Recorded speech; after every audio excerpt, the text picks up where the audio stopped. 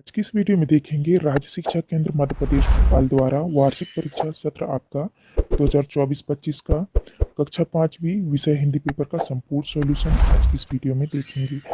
तो बच्चों, आपको जो है पेपर में आपको 2.5 घंटा आपको समय दिया जाएगा और 60 पूर्णांक आपका पेपर रहेगा।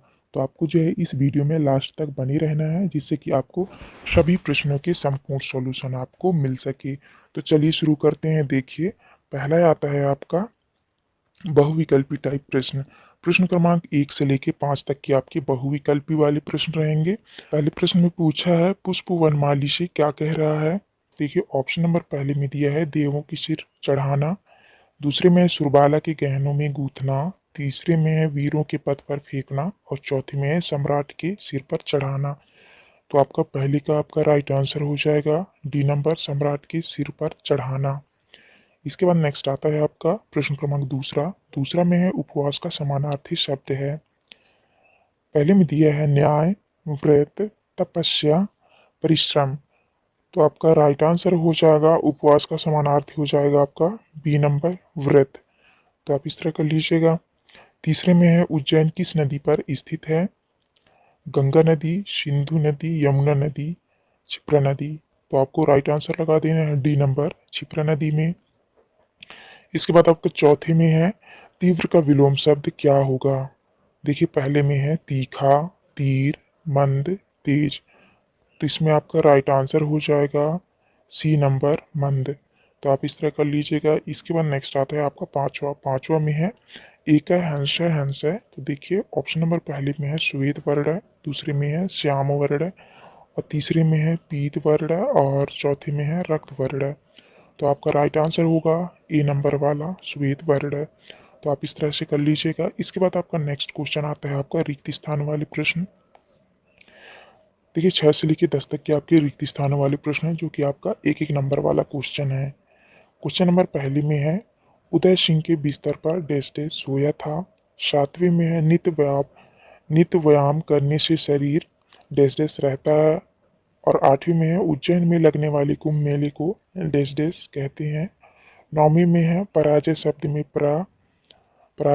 में परा डैश डैश है। और 10वीं में है उज्जैन में डैश डैश का प्रसिद्ध मंदिर है। तो चलिए देखते हैं आपका 6 से लेकर 10 तक के आंसर। तो यहाँ पे देख लीजिए, आपको रिक्त स्थान में इस तरह से भरना है। तो ये रहा आपका रिक्त स्थान वाले क्वेश्चन का आंसर। तो आपको पहले में भरना है उदय सिंह के बिस्तर पर मखमल सोया था, तो आपको भर देना है मखमल। दूसरे में नित्य व्यायाम करने से शरीर स्वस्थ रहता है, तो यहाँ पे आपको स्वस्थ भर लेना है। और तीसरे में उज्जैन में लगने वाले कुंभ मेले को सिंहस्थ कहते हैं, तो आप सिंहस्थ भर लीजिएगा। चौथे में है पराजय शब्द में परा अर्थ है।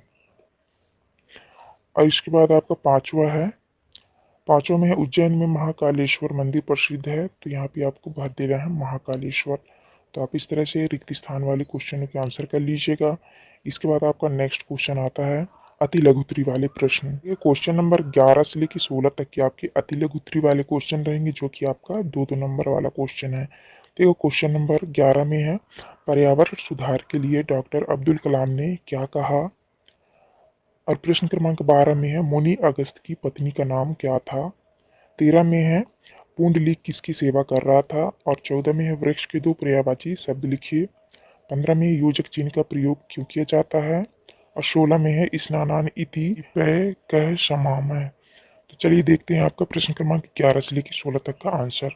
देखिए, आपको इस तरह से आंसर करना है। ये रहा आपका प्रश्न क्रमांक 11 का उत्तर, आपको इस तरह से कर लेना है। देखिए, लिखा है डॉक्टर एपीजे अब्दुल कलाम ने पर्यावरण सुधार के लिए कहा कि हमें सतत विकास के लिए एक स्वच्छ और हरा भरा पर्यावरण बनाना चाहिए, जिसमें प्रदूषण ना हो, गरीबी ना हो और शांति हो। तो आपको इस तरह से 11 के उत्तर में आपको लिखना है। इसके बाद आता है आपका 12। तो आपको 12 के उत्तर में करना है मुनि अगस्त की पत्नी का नाम लोपामुद्रा था, जो एक प्रसिद्ध नारी दार्शनिक थी। इसके बाद आता है आपका 13। आपको प्रश्न क्रमांक 13 के उत्तर में करना है भक्त पुंडलिक अपने वृद्ध और रोगी माता पिता की सेवा कर रहे थे।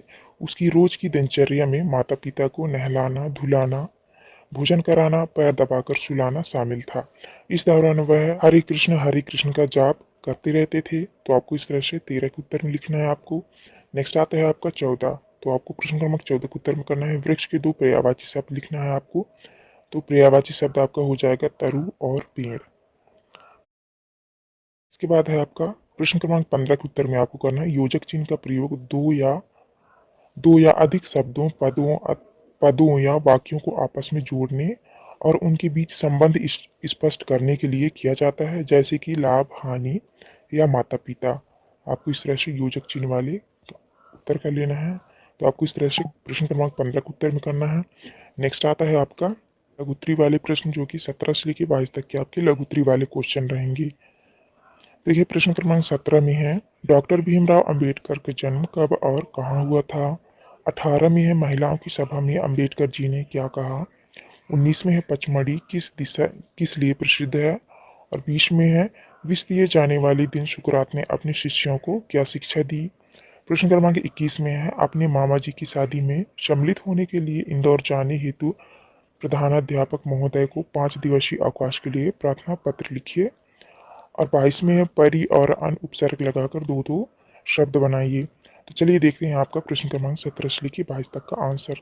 देखिए आपको प्रश्न क्रमांक 17 में आपको इस तरह से आंसर करना है। तो ये रहा आपका प्रश्न क्रमांक 17 का आंसर। तो आपको उत्तर में करना है डॉक्टर भीमराव अंबेडकर का जन्म 14 अप्रैल 1891 को महू मध्य प्रदेश में हुआ था। इसके बाद आता है आपका प्रश्न क्रमांक 18। तो आपको 18 के उत्तर में करना है उन्होंने महिलाओं को शिक्षित होने, आत्मनिर्भर बनने और समाज में अपने अधिकारों के लिए लड़ने की प्रेरणा दी। इसके बाद नेक्स्ट आता है आपका प्रश्न क्रमांक 19। तो आपको 19 के उत्तर में करना है पचमढ़ी मध्य प्रदेश के नर्मदापुरम जिले में स्थित है। एक हिल स्टेशन है। यह अपनी प्राकृतिक सुंदरता, झरने, गुफाओं और ऐतिहासिक स्थलों के लिए प्रसिद्ध है। इसे सतपुड़ा की रानी भी कहा जाता है। तो आपको इस तरह से 19 के उत्तर में करना है। नेक्स्ट आता है आपका 20वां। तो आपको उत्तर में करना है विषपान से पहले सुकरात ने अपने शिष्यों को सत्य, कर्तव्य और मृत्यु को सहजता से स्वीकारने की शिक्षा दी। साथ ही उन्होंने अपने विचारों को हमेशा याद रखने और सत्य की खोज जारी रखने को कहा। तो आप इस तरह से 20 के उत्तर में कर लीजिएगा। इसके बाद नेक्स्ट आता है आपका प्रश्न क्रमांक 21। तो आप प्रार्थना पत्र लिखना था। तो देखिए आपको इस तरह से आपको लिखना है। यहाँ पे लिखा है सेवा में प्रधानाध्यापक महोदय। यहाँ पे आपको लिखना है स्कूल का नाम, स्थान। यहाँ पे आपको विषय में लिखना है 5 दिवसीय अवकाश हेतु प्रार्थना पत्र।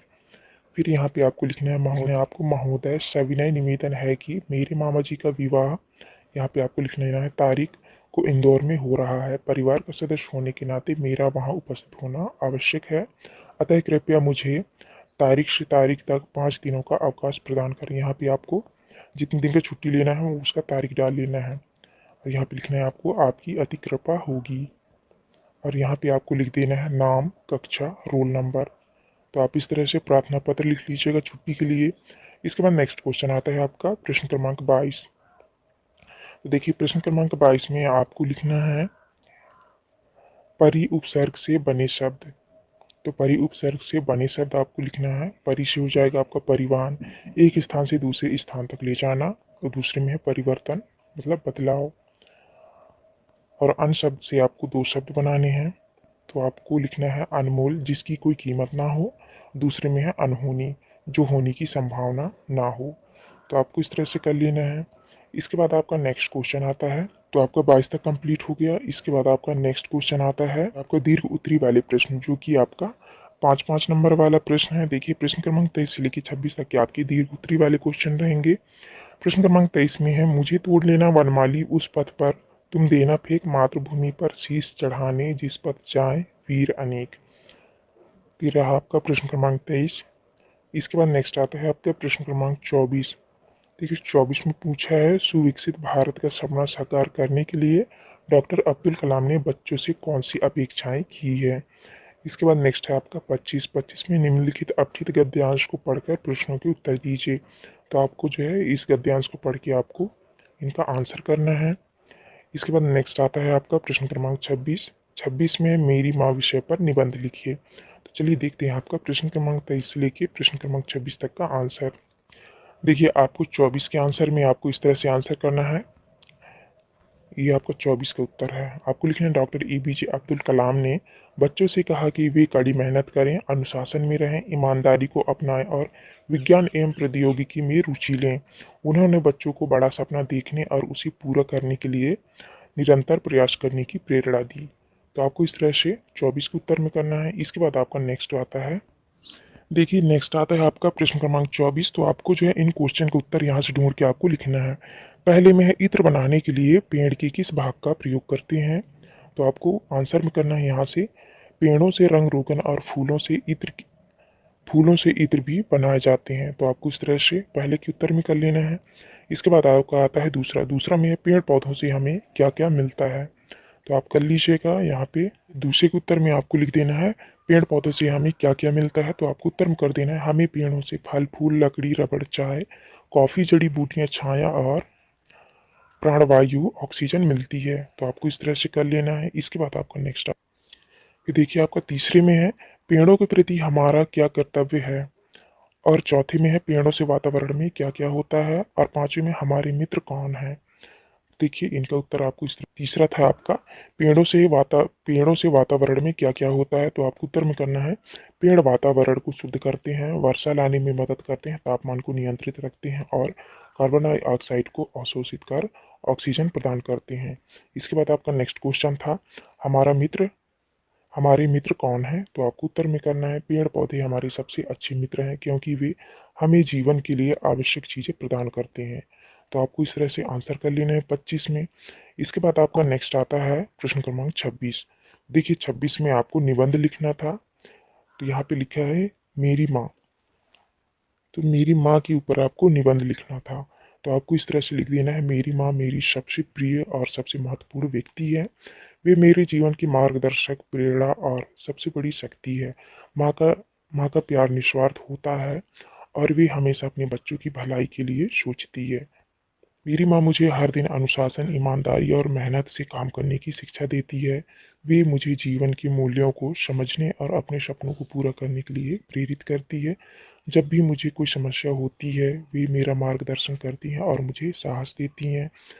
फिर यहाँ पे आपको लिखना है, माँ का हमारे जीवन में बहुत बड़ा स्थान होता है। वे हमारी पहली शिक्षक होती हैं और हमें सही गलत का ज्ञान कराती हैं। मैं अपनी माँ से बहुत प्यार करता हूँ और हमेशा उनका सम्मान करूँगी। तो आपको इस तरह से प्रश्न क्रमांक 26 के उत्तर में आपको लिख लेना है। तो आप इस तरह से निबंध लिख लीजिएगा। तो प्यारे बच्चों, यहाँ पे हमारी वीडियो कंप्लीट होती है। इस वीडियो में जो हमने क्वेश्चन नंबर 1 से लेके क्वेश्चन नंबर 26 तक का जो है संपूर्ण सॉल्यूशन करा दिया है। तो आप अच्छे से देख कर लीजिएगा। आपको हमारी वीडियो अच्छी लगी तो प्लीज़ हमारे चैनल को लाइक एंड सब्सक्राइब करें, जिससे कि आने वाली हर एक वीडियो की नोटिफिकेशन आपको मिल सके। तो चलिए मिलते हैं आपकी नेक्स्ट वीडियो में।